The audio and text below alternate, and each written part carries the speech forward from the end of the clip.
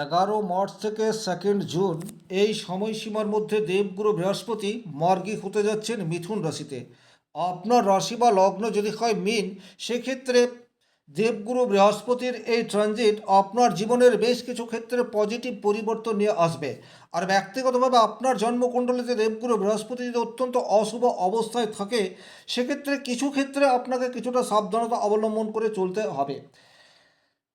মূল আলোচনায় যাবার আগে একটা কথা বলবো, গ্রহের অবস্থান থেকে আমরা একটা স্থূল বিচারে পৌঁছাতে পারি, কিন্তু সূক্ষ্ম বিচারের জন্য আপনার জন্মকুণ্ডলী ভীষণ রকম প্রয়োজনীয়। চলে আসবো মূল আলোচনায়। নমস্কার, আরও একটি নতুন ভিডিওয় আপনাদের স্বাগত জানাই। আমি শ্রী বিশ্বজিৎ। মীন রাশির অধিপতি গ্রহ হচ্ছে বৃহস্পতি, যে বর্তমান পরিস্থিতিতে মীন রাশি থেকে চতুর্থ ঘর অর্থাৎ মিথুনের ঘরে অবস্থান করে রয়েছে। নাম্বার ওয়ান যে ক্ষেত্রে আপনার জীবনে পরিবর্তন আসতে চলেছে, সেটি হচ্ছে বর্তমানে গৃহ সুখ। এই জায়গাটি আপনারা ভীষণ রকমভাবে উপলব্ধি করতে পারবেন। আজকের তারিখে এই সোশ্যাল মিডিয়ার যুগে ফ্যামিলিতে সুখ শান্তি সেটা নেই বললেই চলে। অধিকাংশ ফ্যামিলিতে কিছু না কিছু একটা বিষয় নিয়ে টানা পড়েন চলছে। পরস্পরের সাথে ভুল বোঝাবুঝি, মানসিক দ্বন্দ্ব, দ্বিধা, এই সমস্যার মধ্যে প্রায় প্রত্যেকটি ফ্যামিলি জড়িয়ে রয়েছে। কিন্তু বর্তমান সময়ে সেই ফ্যামিলিতেই সুখ, এই বিষয়টি আসতে চলেছে।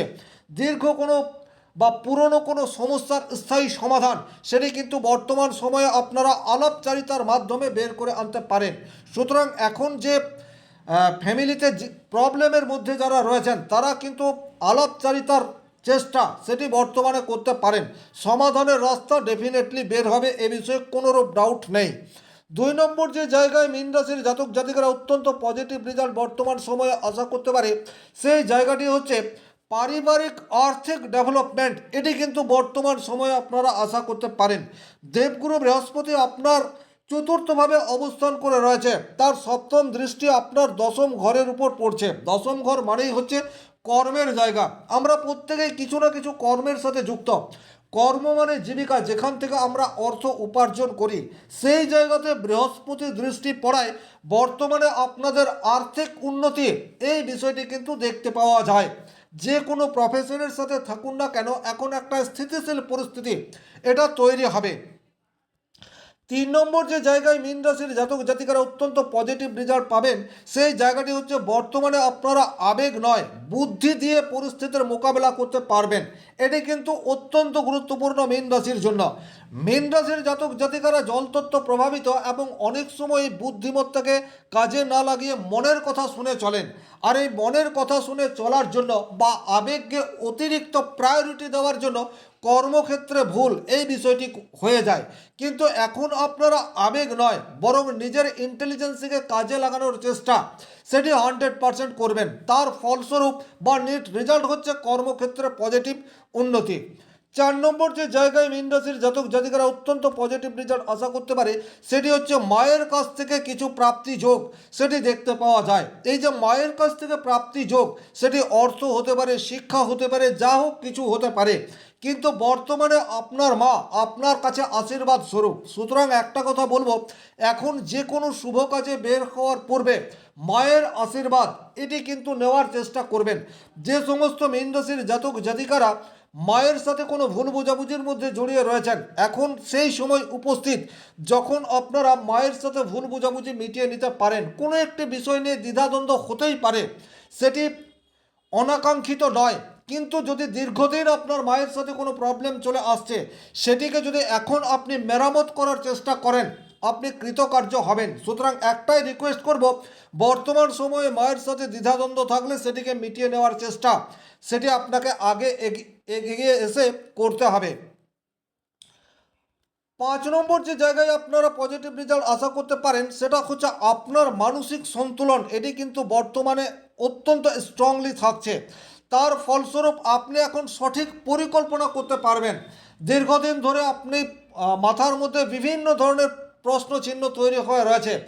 কি করবেন, কোথায় যাবেন, কাকে বলবেন, এই ধরনের নানা জটিলতা আপনার মাথার মধ্যে ভিড় করে রয়েছে। কিন্তু এখন যেহেতু 4th হাউসে দেবগুরু বৃহস্পতি রয়েছে, এখন আপনি কোনো একটি বিষয়ে গভীরভাবে রিসার্চ করুন এবং আপনার মধ্যে যে কোয়ালিটি রয়েছে সেই কোয়ালিটিকে কিভাবে আপনি কাজে লাগাতে পারেন তার চেষ্টা করুন।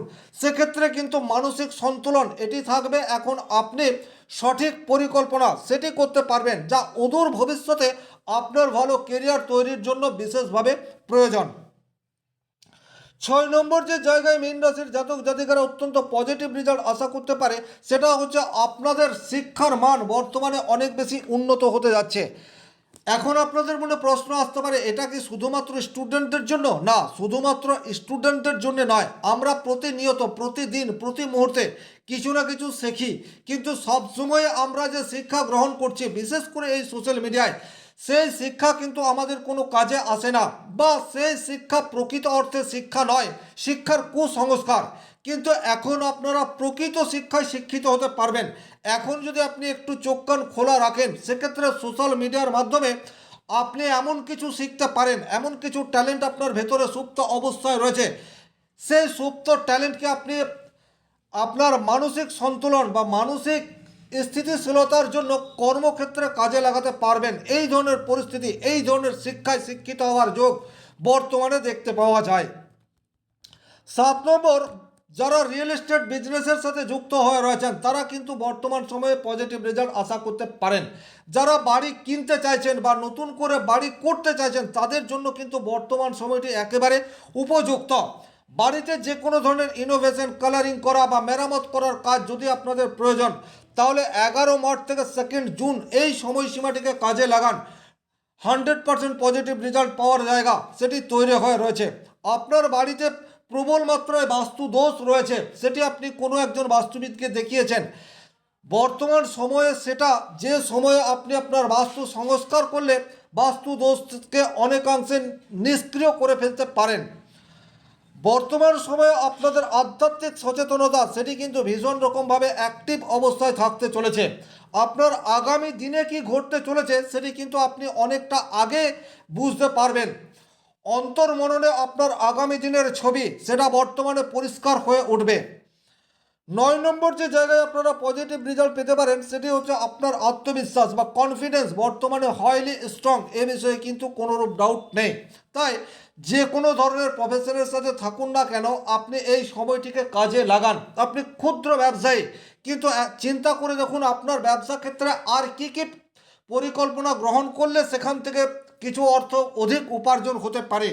বর্তমানে কিন্তু আপনি সেই চেষ্টা করলে 100% সাকসেস পাবেন। চেষ্টা সেটি কিন্তু আপনাদেরকে করতে হবে। সব সময় কিন্তু এই গ্রহ যোগ থাকবে না। দেবগুরু বৃহস্পতি আপনার চতুর্থভাবে অবস্থান করে রয়েছে। এখন আপনি যেটা চিন্তা করবেন, যেটা পরিকল্পনা করবেন, সেটা কিন্তু অদূর ভবিষ্যতে বাস্তবায়িত হবে। তাই সঠিক জায়গায় আপনার ফোকাস রাখুন, লক্ষ্যে স্থির থাকার চেষ্টা করুন। অদূর ভবিষ্যতে পজিটিভ রেজাল্ট সেটি ডেফিনেটলি আসতেই পারে। বর্তমানে এমন কোনো কাজ আপনার ফ্যামিলির কোনো মানুষের দ্বারা হয়ে যেতে পারে, যার ফলে পুরো ফ্যামিলি গর্ব অনুভব করবে। সেটা আপনার সন্তানের সাফল্য হতে পারে, আপনার কোনো সামাজিক কাজ হতে পারে, বা যে কোনো ধরনের কোনো কাজ হতে পারে, যার ফলে আপনার ফ্যামিলি বর্তমানে সুখ এটা পাবে এবং কিছুটা হলেও গর্ব সেটা অনুভব করতে পারে।